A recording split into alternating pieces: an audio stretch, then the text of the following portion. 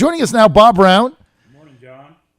Bob's claim to fame. He's married to the infamous Pam Brown, who was the Republican chairman of the city of Norfolk. Bob Brown, a Republican activist, and he's been working tirelessly to get rid of Anthony Burfoot as treasurer. We're astonished he's still there, John. We're just astonished. The hubris of a man is unbelievable. He's just collecting He's a like one of those paycheck. German cockroaches that you just can't get rid of, you know? It's like a piece of gum on the bottom of your shoe that you keep trying to scrape off. You never really get it off, right? Exactly. 30 years later. He's eventually gone, John. I'm just astonished that he's still there. I mean, so why are you okay, so, I mean, he's going to be gone. So why, I mean, you guys are doing this recall effort. Why not just let it play out? Who cares? the people of Norfolk are they're upset. Evan Spaulding, Commissioner of Revenue, is keeping a running tab right now of calls of people that do not want to pay their dog license of all things. Mr. Burfoot's brought us to the dogs apparently. Because you got to make the check out too. You got to make the check. No, well, you don't have to, but it says Tom Moss set it up. Make the check payable to Tom Moss. I think it might have been before him.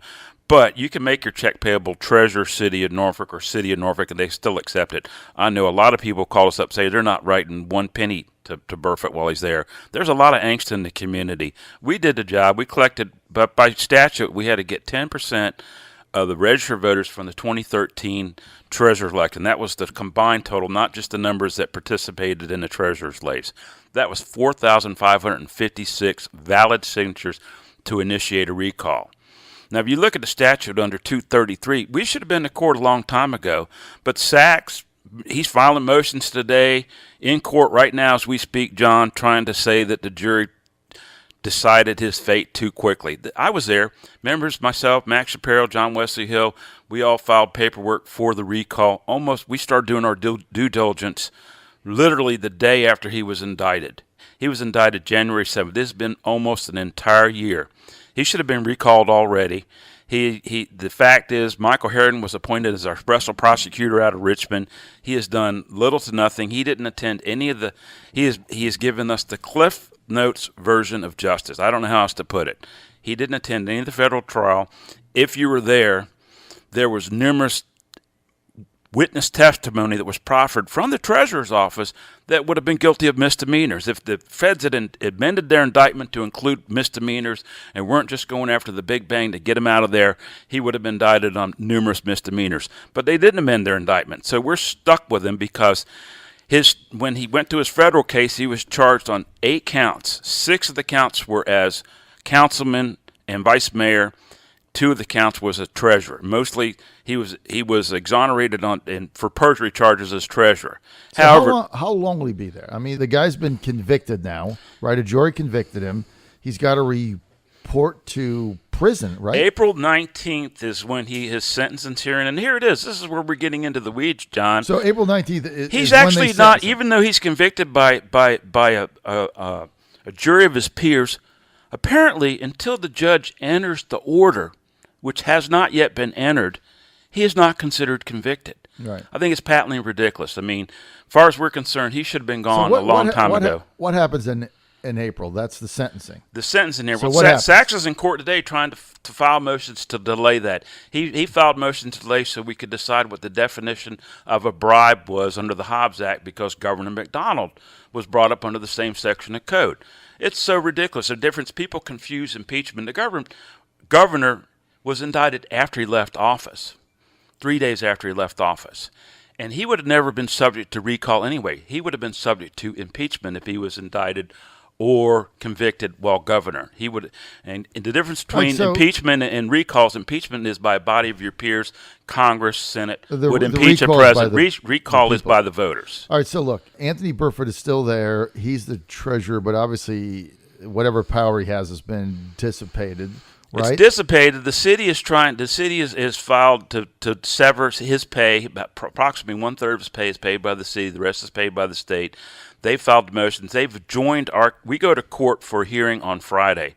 Ron Battlinger, who is actually a good guy, he was actually working for Greg Underwood. And when Greg Underwood was indicted for drunk driving, Ron Battlinger resigned the next day. Mm-hmm. I mean, I've talked to Ron. I went to Northside Civic League with him. He's a good guy. He's going to run. He's going to run against Ray Underwood, and I encourage everyone to support him for now. He's a good guy. All right, but I guess, Bob, and I get your passion with this, and you live in Norfolk. I don't, so you got a treasurer there that's been convicted by a jury of his peers for bribery. It appears that he's going to do time in prison, right? It appears that way. His appeals could take 2 years. So meantime, we could be stuck with him while right. he goes through. If you read the code says specifically that the judge may suspend him, and we're going to court. The city has joined our cause, and they filed a 6-page motion. When is that hearing? That is Friday. There's 2 hearings Friday morning at 10 o'clock in circuit court, and there's another hearing by John Battlinger that Judge Martin is going to hear. And both of them are designed to remove Mr. Burfoot, to at least have him suspended. There is purview in the code right now for suspension. We really think the code needs to be stronger. I mean, matter of fact, I filed an amendment. Frank Wagner just left here. He said he's going to carry it in the Senate. We're talking to Rob Bloxman and a number of all Norfolk delegates and senators to join this motion to amend the code to make, if you are convicted of a felony, that suspension will be automatic. So that everybody knows that is not in the area, Anthony Burfoot, the treasurer of Norfolk, duly elected by the people of Norfolk, was first indicted and now convicted by a jury of his peers for bribery back when he was vice mayor and councilman of Norfolk, and then also while he was treasurer. And I don't want to go into it. It's a long, drawn-out thing, but he had his day in court, and a jury convicted him, and so he's potentially facing prison time. Meantime, he's still the treasurer collecting his John, if he is the CFO of Norfolk, and he's indicted on bribery. Can you imagine any Fortune 500 company allowing a CFO to remain at the helm? They would have made moves to remove him. What does Mayor Kenny Alexander have to say about this whole thing? Well, Kenny, I talked to Kenny at a Christmas party over the holidays, and they're boyhood friends, but he definitely thinks that Burfoot needs to go. Mm-hmm. And they have the city, like I said, the city has joined our recall. They have filed motions that are going to be introduced Friday, asking that the judge is, as you read the court down, he may suspend by his will alone. We've been fighting for months to get him suspended by his will alone. But the recall committee, we're just citizens. We have no power. All we did was collect the signatures. We're going through the evidence right now. We're trying to get a copy of what happened in the federal court. The judge still has it, because we're literally going to have to hand it to Michael Herron. Michael Herron was appointed as a special prosecutor, and he is, like I said, we're getting a Cliff's Notes version of justice. He came out and he prejudiced himself by telling the television stations and the news stations that he didn't see much chance of a recall because of the fact that he had been exonerated from his 2 charges as treasurer. However, if he amended the indictment, and if you read the code, there was ample evidence to remove him from office. Misuse of office. He's lost the trust of the citizens. Mm-hmm. People just don't trust him, John. Plain and simple. So you want him out? We want him out. We've wanted him out for a long time. We're not stopping. We're going to do everything we can. The Charter of Norfolk, this is another interesting point that we've delved into. The Charter of Norfolk says the treasurer shall post bond in amount of $100,000. Well, apparently he's never posted that bond. So if he's not suspended, we're going to push it really hard. We met with the city attorney yesterday. We met with the clerk of the court.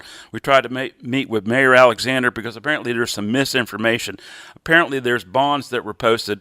Talked to George Schaefer, clerk of the court. He's required to post a $3 million bond, and he told us that Burfoot was required, the treasurer's office was supposed to require a $1.5 million bond.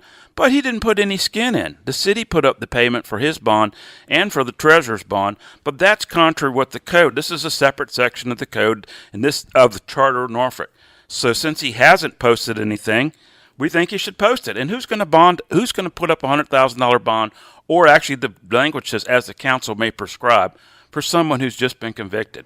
I don't care about Sachs wordsmithing, saying he's not convicted. The judge issues the orders. As far as we're concerned, he's been convicted. It's up to him to prove his innocence. And he should do it as a private citizen, not as the treasurer of Norfolk. Plain and simple. All right, so here's a text here from Slumlord George. Says, I'm most upset that Anthony Burfoot still is able to keep his parking spot downtown. Yeah, that's he's got a nice one there, and he's still driving He says that Dwight the Etheridge's car that he least you got for guys- free. You know, He says the least you guys should do is take away his parking spot. You start there. if I had the power to remove a parking spot, I would. But we're moving everything we can. We've had, like you just had Frank here. Frank, we're trying to propose an amendment to Section 236 of the code that says upon conviction of any felony under Virginia code or federal code, suspension of constitutional officers is automatic regardless of all appeals, pleadings, delays, or motions. And I'm asking everyone to call. I want you to call Chris Stolley's office and tell him to sponsor this amendment. We're asking Chris to come sponsor this amendment. Delegate Stolley he's got a wonderful LA, Cindy DeFranco. She might be upset with a bunch of calls from me, but We love Cindy. We love Cindy. She's great. She's great. Yeah, she's she's Italian and she's from New Jersey. And we should have a bill number for this amendment. This is a follow-up. We're by all means necessary. We are Bob, you're really fired up. We're going you want after this guy out. We want him out. It's just ridiculous, I say John. go to his parking spot and just put one of those orange cones and just stick it right in the middle of it and say no parking. No parking. Start there. We could start there, Bob. Okay, Bob's fired up. All right, you want Anthony Burfoot out. You want people to call Delegate Cristalli's office, Cindy DeMarco, and tell her to get Stolley to sponsor legislation to get rid of him. Basically, to change. It's not going to get rid of him, John, but it would make sure that no other municipality, if this passes, would have to go through this kind of hubris again. Most people would assume that he would have done the honorable thing. No, he wants to get paid. Yeah, he wants to get paid. Sachs is a He's master looking delays. at how long of a prison term could he end up with? He's facing up to 90 years. So he might. I get doubt like he's going to 10. get. Might Yeah, get that's 10. what we're hearing. 10, 12. Right. So he's got to get the money, put it in the bank, so that his family's got something to live on. His testimony that was so ridiculous. The jurors said that what swayed it for them on his federal trials when he said he had shoe boxes of money that he'd been saving cash that he didn't want to earn interest on because he was putting away for his college fund for his children. In shoe boxes. And that sounds like something you want for the chief financial officer of a city. We don't want to make interest on this money. We're going to put it in a shoebox and let it devalue itself. Well, speaking of shoe boxes, my 12-year-old son Jojo is into this shoe face, Bob. Into the shoe face. He's got Mike? 8 pairs of different, I guess, shoes, sneakers. All kinds of sneakers. And now they trade them, right? They one of his friends will grow out of one and he'll trade it to him for somebody else. So I go in his room the other day. He's got 8 boxes of shoes. Who does this? This is like the Imelda Marcos of 12-year-olds. Can't figure it out. But he's got plenty of shoe boxes. Maybe we ought to. Maybe we should put the shoe boxes in Anthony Burfoot's parking spot. Yeah. If you're going to put something in there, put something that might appreciate like gold or silver, not cash. I think gold. That's right. You buy gold or diamonds. That's right. Go to our diamond advertiser and you can invest in diamonds. Bob, it's always good to have you here. Bob, hey, can I weigh in on Frank on taxes and Frank? I've known Frank for a number of years. I'll give you a minute and a half. Go ahead. All right, and I want to talk to everyone that crosses the downtown tunnel or the midtown tunnel and pays that tolls that's going up every year. If our legislators had the courage 15 years ago to raise the gas tax to support the infrastructure, everything that comes out of Virginia comes out of these ports. And the rest of the Commonwealth, we are saddled with the highest fees in Portsmouth, particularly Portsmouth. I live in Norfolk, but Norfolk's stuck with it too. It is absolutely ridiculous. If our legislators had the courage 15 years ago to actually give the revenue that we needed to support infrastructure for roads, we wouldn't be in this position now. Our tunnels, we'd have a revenue stream that would pay for it. I don't like taxes any more than anyone. I don't want usurious taxes. But if it's to support infrastructure, it's a good idea. Okay, there it is. Bob Brown, Republican activist in favor of the Frank Wagner today on the air proposed gasoline tax to pay for infrastructure in Virginia. He's got a point.